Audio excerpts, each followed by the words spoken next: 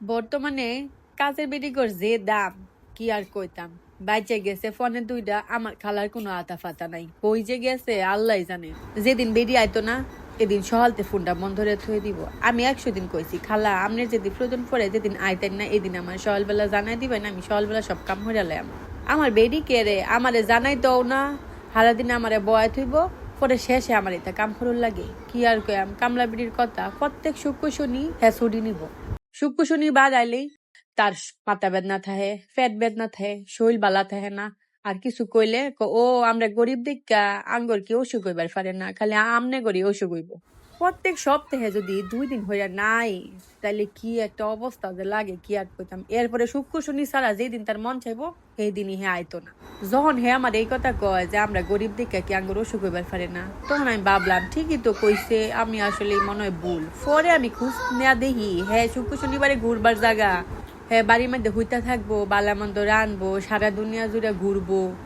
পরে ভাবি আল্লাহ এটা কি একটা অবস্থা, বেডি আমার মিশা কথা কয়া কয়া হ্যাঁ শুক্র শনিবারে আল্লাহ আল্লাহ ছুটি লয়া হ্যাঁ আনন্দ ফুর্তি হরে, আচ্ছা করুক গা, সেইটা তো বড় বিষয় না। হ্যাঁ আমারে কয়ে গেলেও যে আমি আইতাম না শুক্র শনিবারে, আমি বিশেষ করে কামটা আগে করে লাই, কিন্তু অন্যান্য বার যদি না আই তাহলে তো আর আমি বুঝতারি না যে আইতো না। যেরকম আজকা বুঝতারছি না যে হ্যাঁ আইতো না, আজকে তো শুক্র শনিবার না, তাও হ্যাঁ আজকে আইসে না। সব কাম তো আমার আল্লাহ করুন লাগবো, সল করে তো ভালো লাগে শরীরটা। এই অর্ধেক দিন তুই বয়ে থেকে হাইরা পরে একটার পরে কাম হরবার গেলে দেখা যায় যে কাম হরতে হরতে একেবারে হাইঞ্চ হয়ে জায়গা। আচ্ছা জাগা কিরম আছেন সবাই, আশা করি সবাই খুব বেশি ভালো আছেন। আসসালামু আলাইকুম। এই যে 2টার সময় আই পড়ছি রান্দা করে, এখন কি রান্দাম কি কামি হরাম কি সব গুছায়াম, এখন আল্লাহ জানে মাথা লাগতেছে খারাপ। পরে আতা পাতা হইরা দিশা মিশা না পায়া যেহেনি পারছি এহেনি করছি। এই হান্দা আমার রেবিটে খাইবো বলে কাচ্চি, ওখানে কাচ্চি খাইবার গেলে তো আয়োজন করুন লাগে।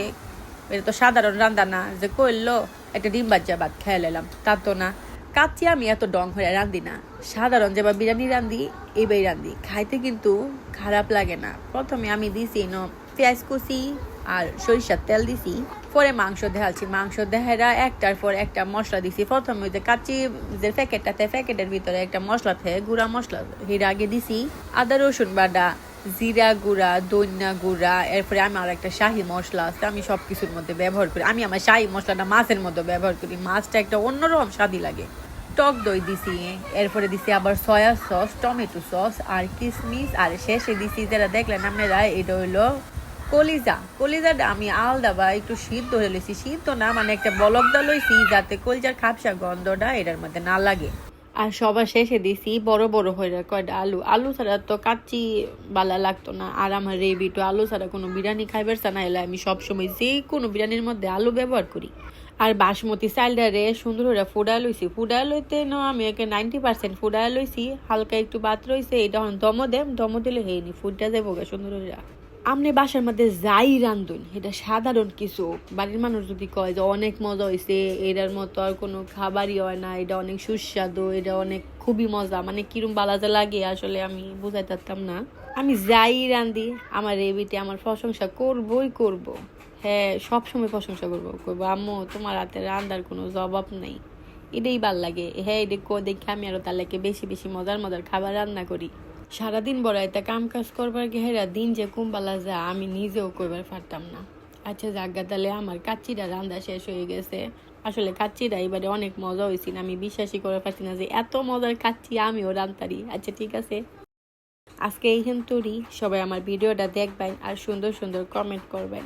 ঠিক আছে তাহলে আসসালামু আলাইকুম, আল্লাহ হাফেজ, টাটা, বাই বাই।